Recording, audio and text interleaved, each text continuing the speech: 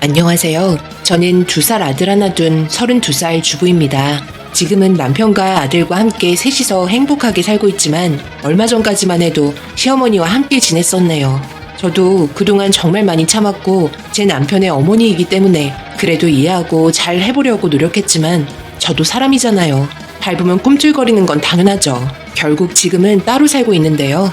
세상의 모든 걸 다 얻은 것 같은 기분입니다. 지금 2달 정도 지낸 것 같아요. 2달이 쭉 뻗고 근심 걱정 없이 아무 눈치 안 보고 쉴 수 있다는 게 이렇게 행복한 건 줄 이번에 새로 느꼈습니다. 아마 남편이 시어머니 편을 들었다면 저는 이혼했을지도 모르겠어요. 시어머니와 함께 지낸 지 5년 정도 되었는데요. 처음 인사드리러 왔을 때부터 저를 마음에 들어하진 않으셨던 것 같아요. 그거 있잖아요. 사랑과 전쟁에서 나오는 그런 시어머니. 정말 악랄했습니다. 그런데 왜 결혼을 했냐고요? 이렇게 악랄했으면 제가 결혼했겠나요? 당연히 안 했죠. 결혼하고 아이를 임신했을 때 정말 잘해줬어요. 아들이면 소원이 없겠다고 몸에 좋은 음식들 그리고 이것저것 챙겨주시면서 제 눈에 눈물이 흐를 정도로 사랑을 주셨습니다. 그런데요, 제가 사랑이라고 생각했던 부분들 아들 딱 낳고 나서부터 끝이 났습니다. 보통은 아들 낳으면 고생했다고 더 잘해주시지 않나요? 그런데 저희 시어머니 그 반대였어요. 제 눈에 눈물이 흐르다 못해 이제는 흐를 눈물까지 바닥이 날 정도로 저를 못살게 구셨죠. 내가 뭐라고 그랬니? 출산을 했어도 몸을 계속 움직여야 한다고 했잖니? 아이랑 계속 누워있을 거야? 자연분만 했는데 언제까지 누워있을 거야? 나는 말이야, 수강이 낳고 다음날부터 반일 시작했다. 요즘 조선시대도 아닌데 너무 빡빡하게 구는 거 아니냐고 생각할지 모르겠다만 다 널 위해서 하는 말이야. 네가 안 하면 누군가는 집안일 해야 할 텐데 그게 우리 아들이면 나는 그걸 못 보지. 얘따 빨리 바닥 좀 닦고 저녁 준비 좀 하거라. 내가 장은 봐왔다. 이런 시애미가 어디 있니? 며느리 출산했다고 장 봐오는 시애미는 나 하나뿐일 거다. 재료는 갈비찜이랑 잡채랑 만두 만들 속 재료 좀 사왔다. 그리고 좀 느끼할 수도 있으니까 동태찌개도 좀 끓여라. 이거 들고 오는데 얼마나 힘들었는지 아니? 뭐하고 서 있어? 얼른 움직이지 않고. 이래서 수강이 오기 전에 다 끝낼 수 있겠니? 이리 다오. 내가 아기 좀 봐주마. 아유, 우리 손자 누굴 닮아서 다리가 이리 튼실하노? 어머님, 저 지금 겨우 일어나 있는 거예요. 아시면서 그래요. 아이가 4.5kg 우량아로 태어나서 자연분만 할 때 많이 힘들었다고요. 아직 아물지도 않아서 제대로 앉아있기도 힘든데 어떻게 이 많은 음식을 할 수가 있겠어요. 도와주시는 것도 아니고 정말 너무하세요. 이 말이 끝나자마자 시어머니 엄청 화난 얼굴로 힘들게 장봐오신 재료를 제 얼굴에 모두 다 던져버렸습니다. 시어머니 말 무시한다며 늙은 게 죄라며 아버님 세상 떠난 것도 서러운데 제가 정신적으로 힘들게 한다고 갑자기 눈물을 쏟으면서 통곡을 하셨습니다. 어머님이 던진 재료들 힘들게 허리 굽혀 줍고 있는데 머리에서 붉은색 무언가가 뚝뚝 떨어지길래 손으로 닦으니 피가 흥건하게 묻어 있었네요. 너무 놀라서 비명을 지르며 손을 덜덜 떨면서 시어머니 쳐다보는데 통곡하셨던 얼굴에서 갑자기 확 정색을 하시더니 그 정도 가지고 뭘 그러냐며 지금부터가 시작이라는 말을 아무렇지도 않게 하고 있었어요. 정말 어이없었습니다. 힘들게 아들 낳았고 그것도 우량아로 태어나다 보니 걷기조차 힘든데 곤란하다고 말 한마디 했다고 힘들게 사오신 재료를 저한테 던지다가 냉동 소갈비뼈에 머리를 맞게 되면서 머리가 찢어지게 된 거죠. 그런데 당황한 눈빛 하나 없더라고요. 이런 상황 이해가 되지 않아 저한테 왜 그러냐고 서러운 마음에 소리치니 자기가 한 번 뱉은 말 무시하는 걸 제일 싫어한다며 한 번만 더 토달면 그때는 더한 것도 할 수 있다고 선전포고하셨네요. 거기에 더해 제가 이 집에 들어오고 나서 아버님이 돌아가셨는데요. 그게 다 제 탓이라면서 책임을 저한테 떠넘기셨습니다. 아버님께서는 술이 가득 취하셔서 넘어지다가 뇌진탕으로 돌아가셨는데 그게 제 탓이라는 게 정말 어이없었죠. 그런데 아주 잠깐이었지만 시어머니 성격 보통이 아니라서 그런지 아버님께서도 버티기가 힘드셔서 술을 많이 드시는 걸로 알고 있었어요.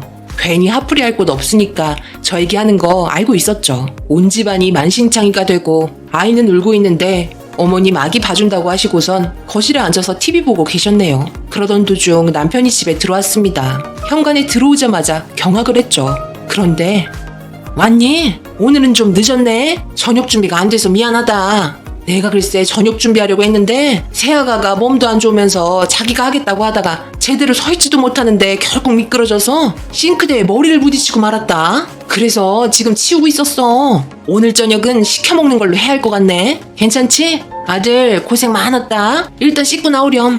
그리곤 강제로 남편 등 떠밀면서 옷 갈아입게 하고 남편이 평소에 좋아하는 중국집에 전화해 음식 시켰습니다. 시어머니께서는 눈짓으로 주변의 식재료 빨리 치우라고 화를 내고 계셨고 저는 너무 화가 치밀어 올랐지만 몸이 좋지 않았기 때문에 대응하고 싶지도 않아 재료들 대충 정리하고 방에 들어가 울고 있는 아이 눕혀서 재우고 있었습니다. 배달 음식이 도착했지만 저는 몸이 좋지 않아 먹지 않겠다고 말했고 그렇게 둘이서 음식을 먹고 어머님께서는 방으로 들어가셨네요. 남편이 제 눈치를 보며 배달 그릇 대충 치우고 방에 들어와 분위기를 살피길래 저는 눈물을 쏟으며 이대로는 같이 살기 싫다며 짜증을 내기 시작했습니다.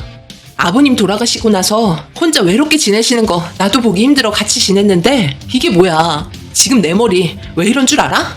어머님께서 내 얼굴에 냉동갈비 던지는 바람에 이렇게 된 거야. 그런데 표정 하나 안 바뀌고 당신한테 거짓말하더라? 내가 이런 걸 보려고 결혼한 줄 알아?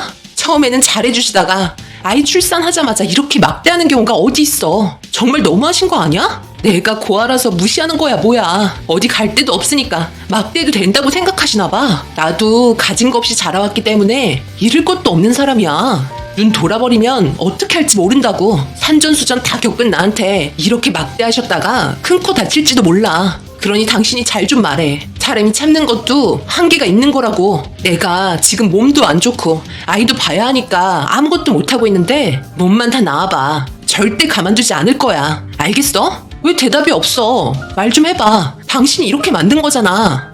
미안해. 나도 이렇게 될 거라고 생각 못했지. 어머니한테 그러지 말라고 잘 말해 놓을게. 그러니 화 풀어. 지금 상황 어쩔 수 없는 거 당신도 잘 알잖아. 아버지께서 돌아가시기 전에 빚을 산더미만큼 불려놓으셔서 아버지 집 팔고 우리 집까지 팔아서 모두 갚았잖아. 내가 어머니 지낼 곳 마련해 드릴 때까지 조금만 기다려줘. 지금 신용이 안 좋아서 대출도 안 돼. 미안해. 그리고 당신이 고아라고 해서 절대 무시하거나 그런 거 아닐 거야. 그냥 아버지 돌아가신 지 얼마 되지 않아서 그런 걸 수도 있으니까 조금만 참자. 내가 대신 사과할게. 남편의 계속되는 사과에 마지막이라고 생각하고 참았습니다. 그냥 이혼하고 양육수당 받으며 사는 게 훨씬 편할 것 같았거든요. 그런데 하나의 문제가 생기고 말았습니다. 몸도 안 좋은 상태에서 잠도 못 자 피곤하고 스트레스까지 많이 받아서 그런 걸까요? 잠시 정신을 차리고 눈을 떴을 때 제 자신이 거실에 서 있는 걸 확인하게 되었고 너무 놀라 비틀거리며 침대에 다시 누웠습니다. 어렸을 때 잠깐 목류병이 있었지만 나이가 먹고 괜찮아졌다고 생각했는데 이런 상황을 겪게 되니 정말 난감했어요. 한번 시작되면 계속해서 무의식적으로 주변을 배회할 걸 알고 있었기 때문에 다음날 남편에게 제 상황에 대해서 이야기한 후 몸이 좀 괜찮아졌을 때 병원에 가자고 설명을 하고 있는데 시어머니께서 저와 남편이 하는 얘기를 가만히 듣다가 충격적인 말을 내뱉으셨어요. 고아인 주제에 별 이상한 병까지 가지고 있는 거냐? 우리 아들이 불쌍하다. 저런 애가 뭐가 좋다고 따라다녀서 고생을 사서 하는 건지 병원비도 엄청 많이 나오겠네. 돈도 없어 죽겠구만. 그거 자식한테는 유전 안 된다니? 저런 병 내가 좀 알고 있는데 자기가 한 일에 대해서 정신이 깨어나도 전혀 몰라서 큰 사고가 나기도 한다더라. 그런 약 좀 독하게 써서 제대로 된 치료 받고 오도록 해라. 시어머니의 막말에 화가 머리끝까지 난 저는 소리를 치며 같이 살기 싫다고 난리치기 시작했습니다. 목류병보다 정신병 걸려 죽을 것 같아 도저히 참을 수 없어 정신 나간 여자처럼 남편이 옆에 있는데도 시어머니께 막말을 하면서 대들었네요.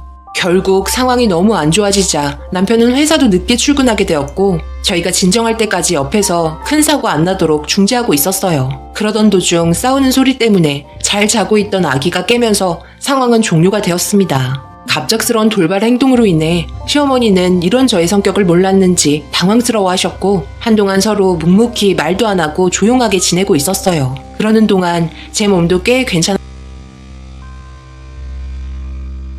그런데 가끔씩 자고 있다가 깨어나 보면 거실에 있는 저를 보곤 이대로는 안 될 것 같아 남편과 병원에 잠시 들렸지만 수유를 하고 있어 약을 처방하기는 곤란하다는 말을 듣게 되었네요. 제일 중요한 문제는 스트레스를 받지 않고 마음 편히 지내는 게 제일 좋으니 주변 환경을 바꿔보라는 다른 해결 방법을 알려주셨어요. 그런데 주변 환경이 달라질 수 있나요? 시어머니께서 집에 계신데 결국 의사가 말한 방법은 시도조차 하지 않았습니다. 이런 상황을 남편에게 전해 듣곤 또다시 입이 터지셔서는 제 심계를 불편하게 만들면서 한계치에 도달할 때 제 표정을 본 남편이 시어머니 데리고 순식간에 방으로 들어갔네요. 그런 생활이 반복이 되면서 점점 스트레스는 심해지고 있었습니다. 그러던 중 밤에 일이 터지고 말았고 시어머니께서 털썩 주저앉고 말았네요. 제가 그날 밤은 어머님이 주무시고 계시는 방에 들어가 그 모습을 가만히 보고 있었나 보더라고요. 어머님은 저를 흔들어 깨웠고 정신이 들었던 저와 눈이 마주치면서 시겁하며 주저앉으신 거죠. 엄청 당황스럽고 놀라신 표정으로 저를 보며 괜찮냐고 물어보셨고 잠결이었던 저는 그리고 다음날 어머님께서 겪으셨던 말을 입에 모터가 달린 듯 쉬지 않고 내뱉으셨고 대수롭지 않게 반응해줬네요. 그런데 이상한 점 하나를 발견하기 시작했는데요. 어머님과 꼭 다투는 일이 생기면 제가 밤마다 어머님 방에 서 있다는 걸 알게 됐죠. 그리고 그런 저의 모습에 어머님의 얼굴빛은 점점 사색이 되기 시작했고 저와 대화조차 꺼려하며 피해 다니기 시작했습니다. 저는 편했죠. 쓸데없는 말 안 들어도 되고. 그런데 개벌은 남 못 준다고 그것 또한 오래가지 않았습니다. 더 이상 이대로는 함께 살 수 없다고 느끼게 되었어요. 앞으로 커가게 될 아이도 문제가 될 것 같고 누구 하나 죽어야 상황이 끝날 것 같아 특단의 조치를 취하게 되었어요. 좋게 대화로 해결하려고 여러 번 시도했지만 해결하지 못한다면 다른 방법을 찾아야 했기 때문에 어쩔 수 없는 선택을 하게 되었네요. 사건이 시작되기 몇 시간 전 시어머니와 또 한 번의 다툼이 있었습니다. 제가 도둑으로 몰린 거죠. 어머님의 계획으로요. 아이를 씻기고 있는데 어머님께서 이리저리 왔다 갔다 하시더라고요. 그리고 남편이 퇴근하고 들어오자마자 울며 불며 세상 떠난 아버님께서 결혼기념일 선물로 주신 반지가 없어졌다며 저를 가리키면서 보석함을 봐야겠다고 남편과 저를 끌고 들어갔습니다. 남편도 알고 있었죠. 어머님께서 쇼하고 있다는 것을요. 역시나 반지가 제 보석함에 들어가 있었습니다. 혼자서 난리를 치면서 저를 잡아먹으려고 계속해서 속을 긁으며 정신병 걸린 저랑 살 수 없겠다고 잠결인지 맨정신인지 이지 하다하다 시애미 보석함까지 손을 댄다며 남편에게 이혼해야 한다면서 자기 가족들 모두 똑같은 병 걸리겠다는 말을 죽일 듯이 말하길래 꾹꾹 눌러 참았습니다. 그리고 그날 새벽 모두가 잠들어 있을 때 저는 제대로 미친 척을 했네요. 부엌에 들어가 양손에 주방 칼을 들었습니다. 그리고 조용하게 어머님 방문을 열고 들어가 어머님을 향해 분노에 찬 얼굴로 째려보고 가만히 서 있었죠.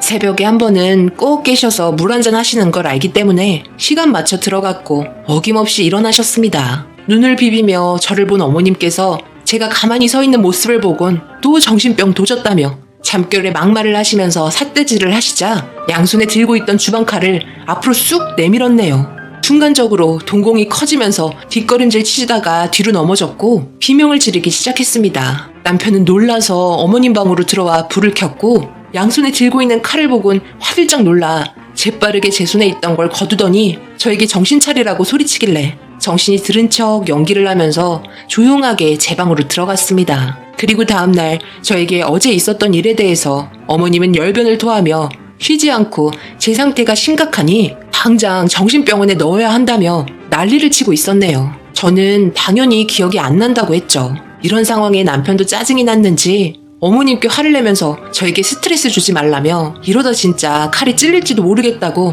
조용히 좀 살자며 아침밥도 안 먹고 출근했어요. 그리곤 정적이 흘렀죠. 남편 있을 때와 없을 때가 너무 틀리신 어머님께 밤만 되면 제 몸이 아니라서 통제가 안 되니 조심하라는 말을 한 뒤 제 심기 건들지 말라고 말했습니다. 그리고 설거지 부탁한다며 웃으면서 안방으로 들어왔네요. 전날에 있었던 일이 상당한 충격이 있었는지 조용하셨고 묵묵히 설거지하고 집안일 하셨습니다. 그런데 남편이 퇴근하고 오자마자 어머님이 한다는 소리가 자기 심기 건들지 말라면서 설거지 시키고 집안일까지 모두 자기에게 시켰다며 죽는 소리하며 또 일러바치시더라고요. 그날 저녁은 문까지 걸어 잠그셨길래 물 한잔 하러 나오실 때까지 밖에서 양손에 식칼 들고 서 있었습니다. 어머님 새벽에 문을 열자마자 문 앞에 있는 저를 보곤 비명을 지르며 뒤로 넘어지셨고 남편이 또 저에게 다가와서 제 손에 있던 칼을 조심스럽게 뺏었습니다. 정신 차리라며 소리치자 저는 조용하게 안방으로 다시 들어갔네요. 제 심기를 조금이라도 건드는 날이면 양손에 칼을 들었고 칼을 숨기면 톱이나 하다못해 포크라도 들며 위협을 가했습니다. 그리고 새벽에 제가 안방에 다시 들어가 누워있으니 남편과 어머님 둘이 대화하는 소리가 제 귀에 들려왔어요. 그냥 원룸방 하나, 작은 거라도 하나 구해줘라. 진짜 이렇게 살다가 이엠이 세상 떠날 것 같다. 쟤는 눈빛에 진심이 담겨 있어. 그러니 내일 당장 원룸방 하나 알아봐라. 도저히 같이 살 수 없을 것 같다. 알겠니? 몽유병이 심한 건 알고 있었지만 이 정도일 거라고 상상도 못했다. 그리고 앞으로 너희 집에서 잠을 자는 일은 절대 없을 거고 낮에도 오기 싫다. 그냥 명절 때 잠깐 얼굴이나 비춰라.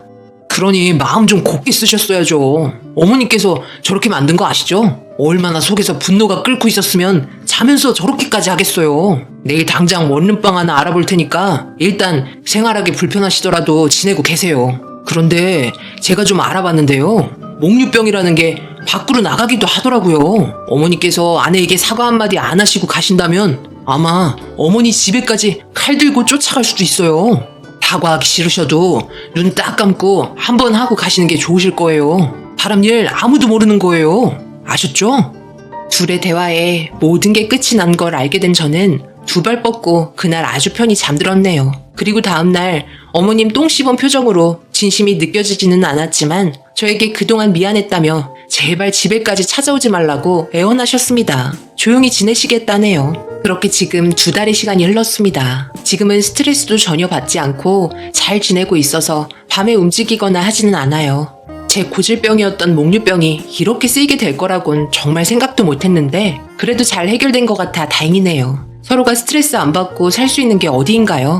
남편도 지금이 훨씬 편하고 좋다네요. 앞으로 이대로 쭉 살았으면 좋겠습니다. 제 긴 사연은 여기까지입니다. 앞으로 어떤 일이 또 닥치게 될지 모르겠지만 그건 그때 가서 생각하려고요. 지금의 행복 만끽하겠습니다. 감사합니다.